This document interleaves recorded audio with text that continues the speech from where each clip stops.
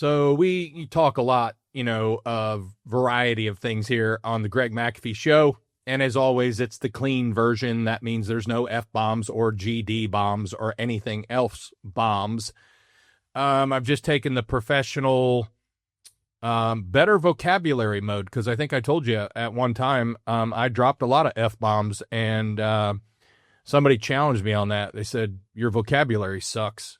And this was when I was younger. And it did, because I hated school. I didn't pay attention in English or vocabulary classes, and it did suck. So I had to use a lot of words because I didn't know many words. And along the way, I had to teach myself words via cassette tape, CD classes, all kinds of different stuff. And, today you can do it online with YouTube and all that stuff. But at the time, I used the resources I had, and I taught myself better communications. So along the way, as I got better and better, people used to ask me, because I didn't go to college, I went to the Marine Corps, and people used to ask me, did you major in communications? I said, actually, yes. I was a radio operator in the Marine Corps in the communications unit, and I carried a radio on my back. That was the only communications I majored in. So I titled this thing today, Make the World a Little Better. And, someone once said, I think Steve Jobs said, those who say they can change the world are crazy enough to think they can. And I'm probably crazy enough to think I can because, we can change the world one person at a time. And I want to talk about something that probably will outlast your business. I know it will, and it'll make an impact on many lives. And that is helping other people grow. That is helping fix lives of other people who just got their lives in a mess, fixing attitudes, perspectives, and they're right here on our team. So I don't care if you manage 5 people or if you manage 500 or 5,000. They're on your team and they need help and they need their world changed for the better. Someone helped me change my world for the better. Many people helped me. They challenged me. I have no ego and I don't need shoulder pads to take criticism. I take it extremely well from most people if it's handled properly, but a lot of smarter people than me challenged me and said, hey, your vocabulary sucks. That was a challenge for me. I didn't take it. I didn't get defensive. I said, you're right, and I need to do something about it. So that's a challenge. That helped me be better. That helped me be more professional. I couldn't imagine running my business today, dropping F-bombs and GD bombs. We would not be where I'm at today. And you could say, well, there's a lot of companies that are, and their owners do this or that. And if you hear that noise, it's pouring down rain here. I'm looking at it outside here. Gloomy. It's June in Ohio, Dayton, Ohio. And I'm looking at my watch like it has a temperature on it. I wear 2 watches, by the way, because I'm always on double time. So, one's my exercise watch. It's got all my circles. I collect watches, so I wear different watches. But anyway, make the world better. Be willing to be challenged yourself so you're okay challenging other people. Now, how you have to challenge your team is you bring them in one-on-one. You get to know them a little bit, and you ask a question like this. If I were to tell you something or give you some suggestions that could really improve your life, would you want to know? So you get them to give you permission to say, yeah, they say yes, and you say, okay, if you were to do this, this, or this, or try this, this, or this could really make a difference in your life. And if you would think differently here or there, it would just really make a difference in your attitude. Because attitude is just really how you think. When you're thinking wrong, you're going to have a bad attitude. When you're thinking right, you're going to have a positive attitude, and you're going to be more proactive, and you're going to be more successful. in your life. So I'm titling this today, Make the World a Little Better. Hey, this is Greg McAfee, and welcome to the Greg McAfee Show. Now let's get started.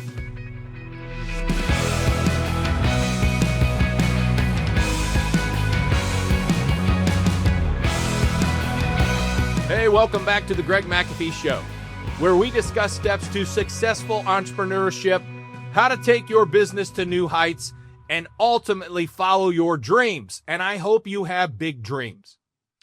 So first of all, I want to say a lot of us were not taught this. If you were taught this growing up, then you're way ahead of most.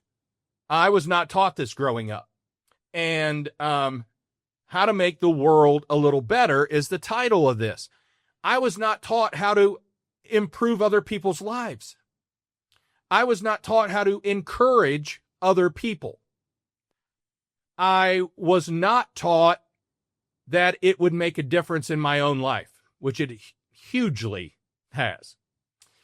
So some of us came from homes where survival was the priority. I often say I came from a blue-collar home. We always had food on the table. It was different kinds of food. It wasn't the food we eat today. It was sometimes, for lunch, we'd have ketchup sandwiches. I thought that was normal. Well, we had ketchup sandwiches because we didn't have any meat. And sometimes we just had cheese sandwiches because we didn't have any meat. And it was blue collar. We lived in a nice home. My parents always owned a home. Their first couple homes they rented. But once I was born, we were in a home. And they upgraded several times to bigger and better homes. They were strapped in debt a lot, but they were blue collar. We didn't buy Schwinn bikes. Back in the day, Schwinn was the Cadillac of bikes. We bought Huffy or Sears, and that's what we got, and that's what we were happy with. And I never complained because I didn't have a Schwinn bike. Some of my neighbors had really cool Schwinn bikes. But you may have come from home where, people worked hard and they kept their head down and they paid their bills, and maybe they hoped for things would turn out better than the previous generation. Maybe they did, maybe they didn't. But we weren't taught how to think bigger and live intentionally. We weren't told that one encouraging word could change someone's direction in their life. But now we know better. I know I do. I know better. I know from experience and proof that I can change someone's life from what I say. And that can also go both directions. I can say something terrible and it'll change their life, and for the worse. I know I can say something negative to someone and it doesn't go as well. Okay? But I can also improve someone's life by saying something extremely positive or challenging them to think differently, which is part of my calling. So we know better. We know better. We're responsible to do better. Once you know, you're going to be held accountable to do what you know. If you didn't know, you're not responsible. But once you know, you're responsible. That's a fact. That's biblical. So I wrote a quote the other day. It said, some of us grew up around more cussing than coaching. But when we learn better, we're more responsible to do better. Like I said. Okay, here's what I've learned. When we help someone, we also help ourselves. What does that mean, Greg? Are you just doing it to help yourself? No, not at all. I'm actually doing it to help them more. But the benefit of helping someone is I help myself, because it encourages me when someone actually takes the challenge or listens to what I say and they apply it in their life and it works for them. And then they're sharing it with someone else and they're improving their life and they're improving their net worth. They're improving their friendships. They're improving their attitude and everything else that goes along with it. So it's powerful, extremely powerful. And when you brighten someone's day, you're brightening your own day.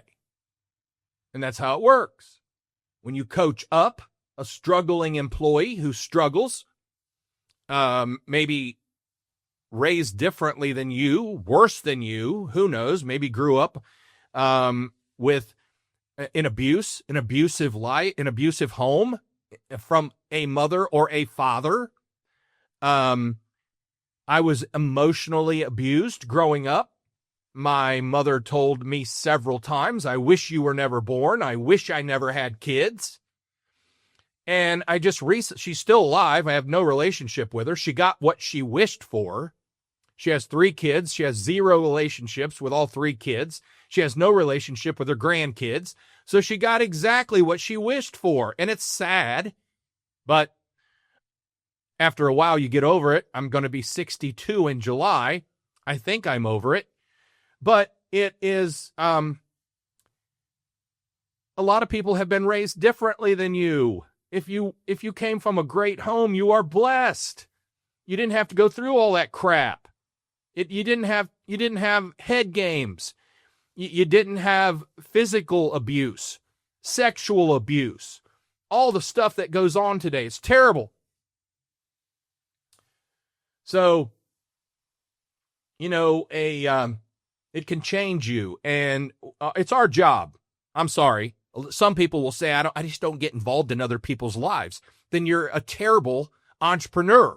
You're a terrible leader, because part of our responsibility is to get involved in our team's lives and help them improve and help them be better. If you're just in it for, let's see how much this guy can make me, you're in it for the wrong reason.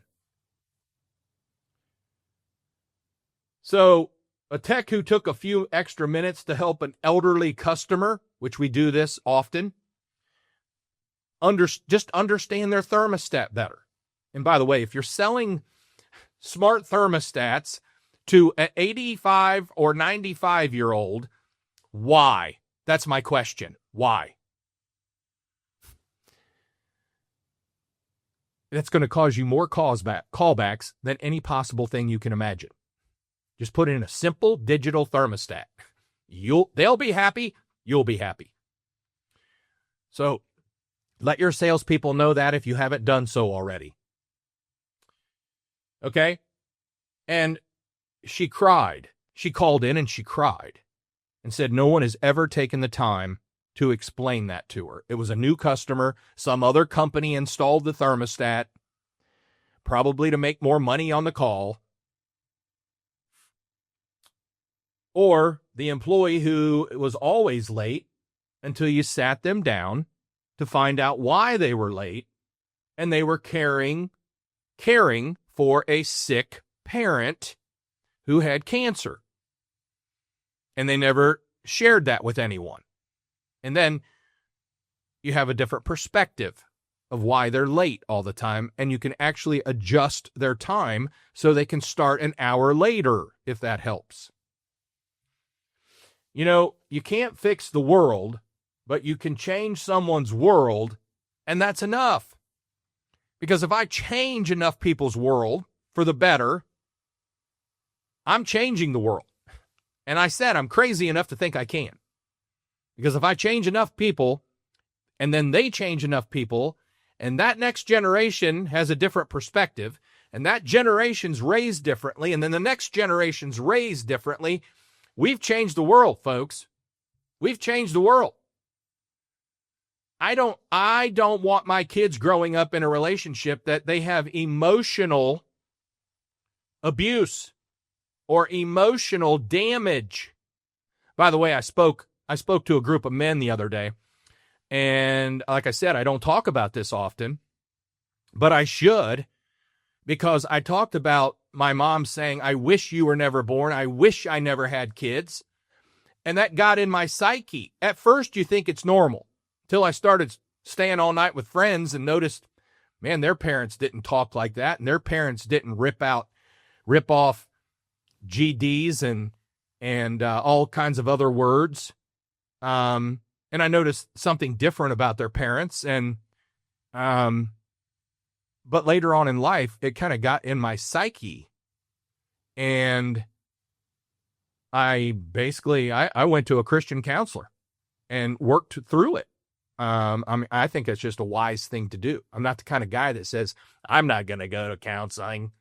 If I need help, I'm going to counseling, because it's just like a business that needs help. You need counseling. You need coaching. My life, I'm not that good. I'm not that good to where I don't think I need counseling. And if your marriage is in the dumps, you especially need counseling. I hate to hear about the men or women who say, I'm not going to counseling. Well, you don't want to fix your marriage. You're happy with it in the dumps. You're happy getting a divorce. I don't know what it is, but you got to drop the ego and go get some counseling and then actually listen to it. But we can change the world one person at a time. So what happens when we focus on impacting people? It starts to happen when we live like this. You got to realize it's nice to know that people want to work for you, not just because you pay them well, but because you make them better. I've often said, when we have a company meeting, and we have company meetings 4 times a year, Saturday mornings from 8 to noon. And some of you are going, Saturday morning, you're not going to get my guys to come in here on Saturdays. That's called poor leadership. That is called poor leadership. It's not your guy's problem. It's your problem. If you're a leader, it's your problem. You haven't coached them well enough. You haven't led them well enough. And you haven't explained the importance of a good company meeting. Now, does everybody love to come to company meetings Saturday mornings? No. But it's on the schedule the year before. You know exactly what day it is. It's laid out properly. And it's actually mostly fun. We go over highs. We go over lows. We have games. We have opportunities to win money. We have a great breakfast. I cater in a full breakfast. And it's good. And yeah, it costs me money. But guess what? They look forward to that breakfast with eggs and bacon and pancakes and waffles and gravy and biscuits and all that kind of stuff. It's fun. And we have servers that come in from that company and they serve them. It's fun. Company meetings, Saturday mornings. And we go over what's happening at McAfee. What's happening new at McAfee? What changes are being made at McAfee? And then I take 1 hour, it's called TWG, on the schedule, been doing it for years. Time with Greg. And I take an hour. And I not just motivate, I encourage, I drive, and I share things that will help them in their business life at work and help them in their personal life, could help them in their marriage, could help them raising children. Anything we talk about is going to help improve a life. And I've had many people say, thank you for sharing that. It's one-on-one after the meeting. They come up and they say, thanks for sharing that. I really needed to hear that. I'm having a problem with blah, blah, blah. And what you said is really going to help me make a better decision. Boom. If it was for that one person on that one Saturday meeting, thank God. Praise God. That was for you, pal. That was for that person, that guy or gal. And it's worth it all. Now, I know I touched other lives. I can see it in faces. I can see it in kind of how they think. And I talk to their supervisors and they notice things getting better in their life. And that's a positive thing. All because of a company meeting on Saturday mornings. Now, customers start referring us not because of a coupon, okay, but because they felt the difference. You know, people used to come in our office next door, and I knew more of this because I was closer. It was a smaller area, but it was exactly the same atmosphere we have here. And people would come in and they'd say, I just feel a really good atmosphere here in this building, and it's calming. Well, little did they know how often I pray. I pray every morning. Sometimes I walk through each office and I pray for each office and each person that represents that office and our team, inside, outside, all that kind of stuff. There's prayer. And for me, there's the Trinity, God, Our Father, Son, and the Holy Spirit, I pray the Holy Spirit sweeps through my building, cleanses any sin in my building, anything that someone said negatively, anything I did wrong, I cleanse it. So they used to come in and I'd hear them say, man, there's something about this place. And I hope people feel it here today. But I know I used to advertise a pleasant working atmosphere. And I know I had an office manager that said, I took your job here because I don't have a pleasant atmosphere at home. And if I'm going to spend time at work, I want a pleasant atmosphere where someone's not yelling and someone's not bickering and someone's not on me all the time. One person at a time. Change the way they think, the way they live, their atmosphere at work, one person at a time.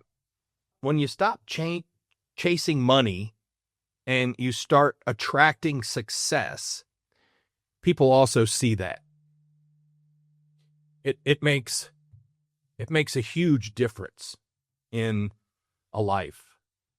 And I said this the other day, when you help someone see the light, your business starts shining too.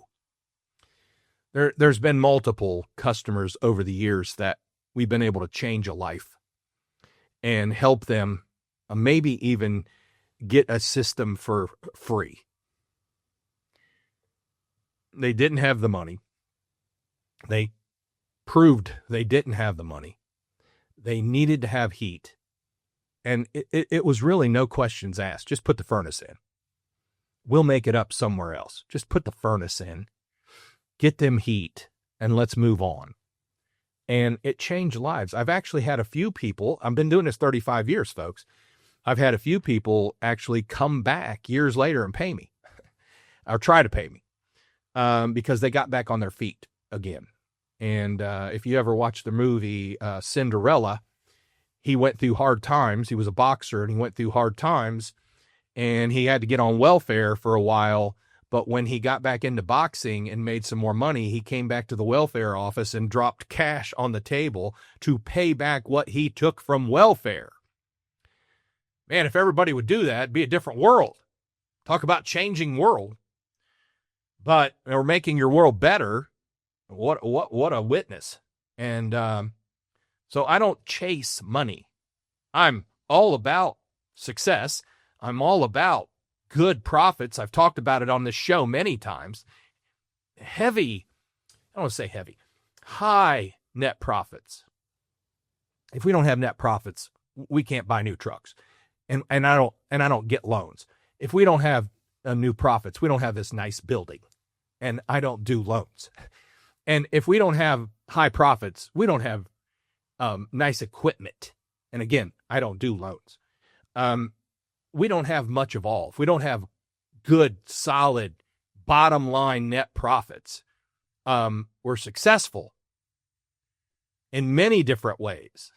But that's one of the byproducts of working here is you never have to worry about not getting a paycheck. You never have to worry about not having nice equipment and trucks and stuff and uniforms and desks and cleanliness. I know money doesn't buy cleanliness because soap's pretty cheap, but it's part of the McAfee way. It's part of the culture, which we talk about often. So when you help someone see the light, your business starts shining too. And I want the community to see the business shining, helping one person at a time, helping that cancer patient, that little boy who could not come home from the hospital until they had a HEPA air cleaner and a UV light in his room for breathing purposes. And we just took care of it, no questions asked. That's just what we do. It made a difference in that life. It made a difference in that family. It made a difference with their friends. It made a difference in the community. That's one life that it helped. And then you got practical ways to make the world better. And one of those ways is slow down and pay attention to what your people and your customer and your team and your vendors even need emotionally, not just technically. So the other day, I was in my accounting manager's office, who has been with me going on 17 years. And one of the technicians popped in to hand her a check or cash or something. I don't know what it was. And I said, I'm sitting at a chair across from her desk, and he popped in, and I said, hey, how's it going? He said, okay. And I said, how's it really going? And he said, not too good. He said, I got to have a talk with my wife's brother today, who is staying with us for a while and said something inappropriate to my daughter. Whew. And my accounting manager said after he left, if you wouldn't have been in here, no one else is asking him, how's it really going? I did it deliberately, because a lot of times we're so easy and fast to say, I'm fine. How's it going? I'm good. What's happening? It's all good. How's it really going? How's your life really doing? And then you pause. Life's tough. Don't sit around and complain about it, because I have hope and I have Jesus in my life, and he's conquered everything. And I'm part of him, so I can conquer anything. So I don't get down. I really don't get down very often. And if I do, it's very, very, very, very short time. But when you ask somebody, how's it really going? And they have to think about it for a minute, and they know it's not going well. My child's flunking school, or my child has to have more tests, or my wife is dying. We're losing our house. We're losing our car.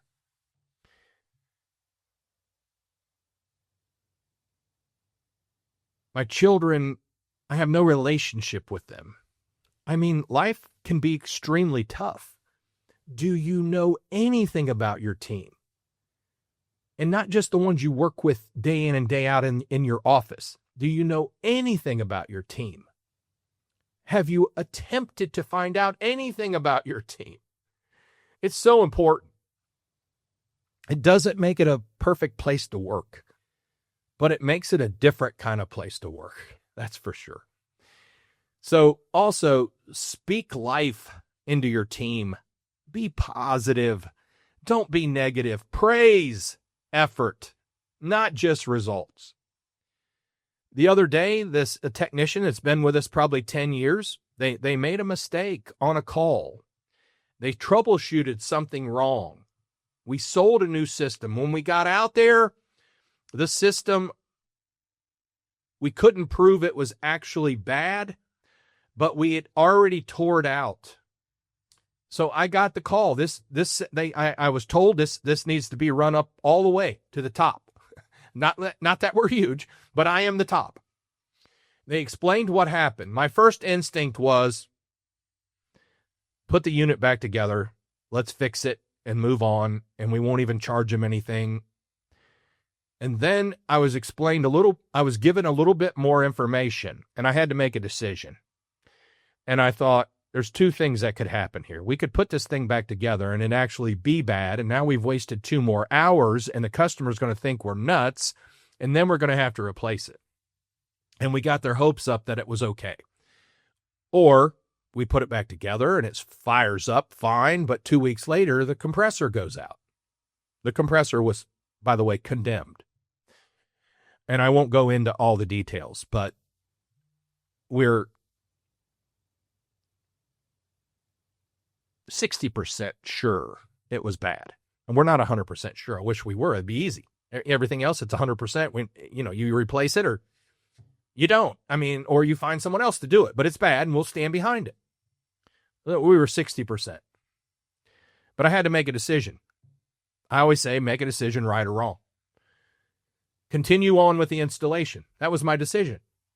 I couldn't take the chance of it being bad and us wasting time putting it back and looking at the customer, and then him or her being really confused. And so my answer was put the new unit in.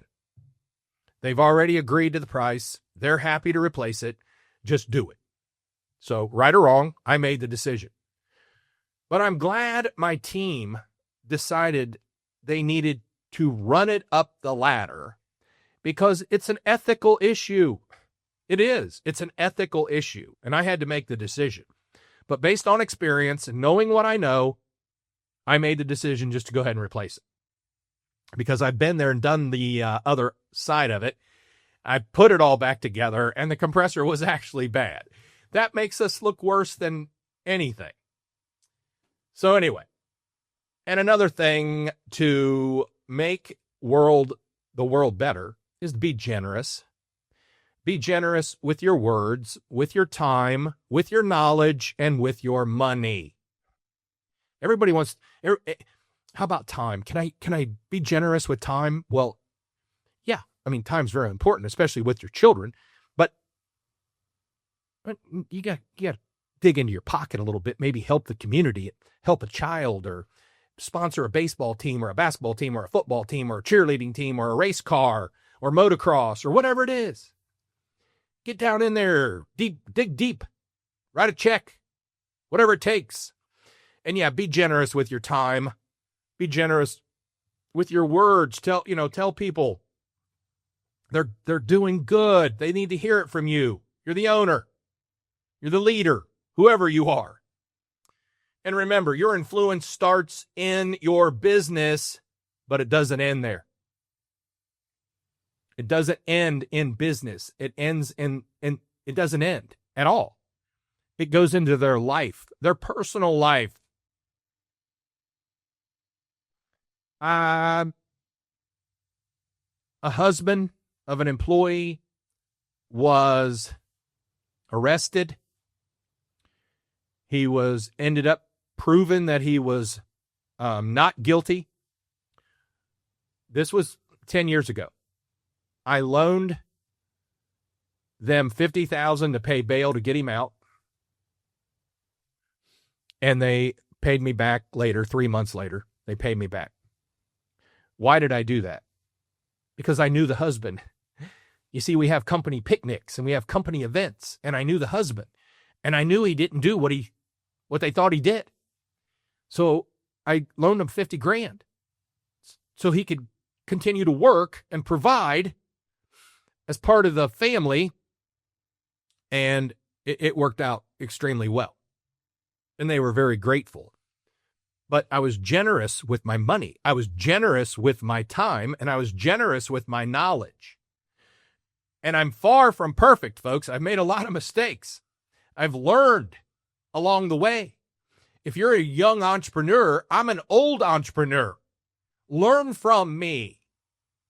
The book I read the other day, and I'll botch his name, but it's called Shut Up and Listen. We just need to shut up and listen. I know how to make money. I know how to provide jobs. I know how to provide for people. I know how to take care of people. I've learned the hard way. I can tell you the easy way. I can save you a lot of time and hassle. But you've got to shut up and listen, and then actually apply it in your life. And very few people do, honestly. We have between 2,500 and 5,000 listeners, viewers on this show.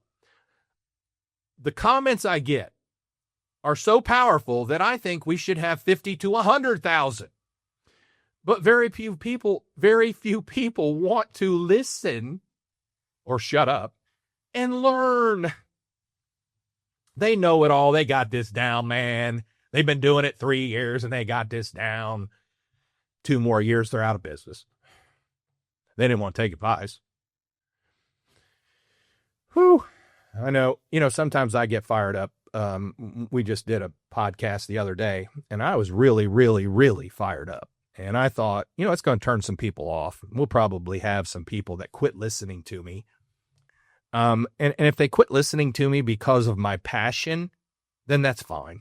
They weren't my kind of listener, viewer anyway. I want people who actually get it and learn from it so I can gradually make the world better, okay? So remember, leadership isn't about how loud you talk. It's about how well you lift up others.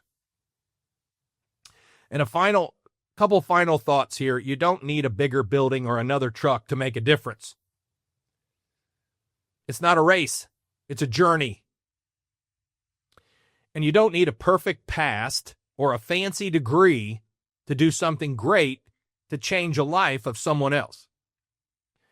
And you just need to care enough to leave people better than what you found them. I say this often. This is transparency right here at its best. We, too, have a turnover rate. It's not as high as many companies, but it's not the lowest either. We hire wrong. We hire people who really don't want to work. I'm a working company. We work hard. We put in the time. And if I had my way, we'd still work every Saturday. We rotated, but we worked every single Saturday. We ran service calls. We did installations. We did air duct cleaning. The office staff came in and we did things in the office to get caught up. We just worked. Times have changed. Generations have changed. I tell you this often. Everybody thinks they want family time while they sleep in, play games, and do everything on a Saturday but family time. So my generation gap is growing. In other words, I can't relate to everything today. Just being transparent. It is what it is. You might be a young business owner and you might say, we're not working Saturdays. That's fine. It's your business. But I will tell you this. I didn't become number one out of 500 companies in my market because I didn't work much. I worked my butt off. We worked a lot. And in the day, nobody complained. Nobody complained about working. You know why? Because it was normal. It was called normal. Nobody cared if they got off at 7 or 8. It was a bonus if they got off at 5, but nobody cared. They knew they had to take care of people. And we only get so much time in Dayton, Ohio, with the heat or the cold to take care of people. Because about 7 or 8 months out of the year, it's relatively slow to medium on the scale of busyness. And then you got like 3 or 4 months it's actually busy, hot, or cold. And once you get past that, you understand it. And you know, during these 3 or 4 months, I'm going to have to put in the time to make things happen. And as an employee, I will get overtime and I will make more money than I've ever made. Sometimes that doesn't motivate anyone today. They would rather lose their house. They would rather not be able to pay their rent than to actually work overtime. And that is the generational gap that I cannot comprehend. Just being transparent. So, make your part of the world. Your part of the world. That's all you can control. Your part of the world could just be your employees, could just be your family, could just be your territory, could just be your community.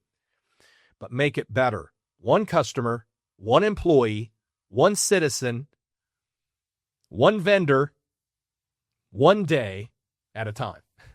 And if we do that, now, I said this is the clean version. I'm a Christian. Where's the Bible tie into this, Greg?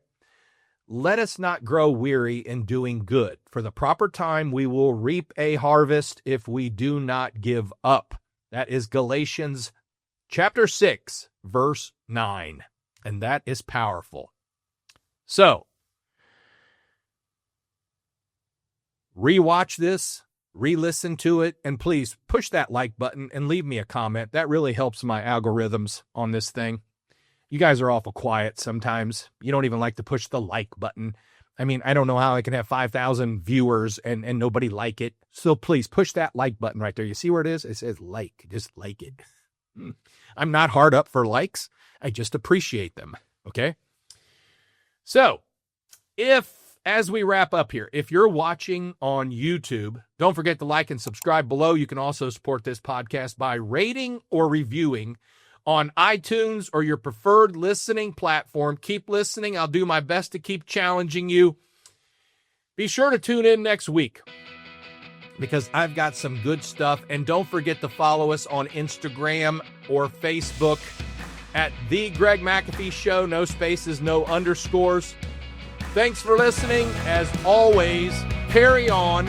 God bless. Make this day the best day of your life because, as you know, we are not promised tomorrow. I'll see you later.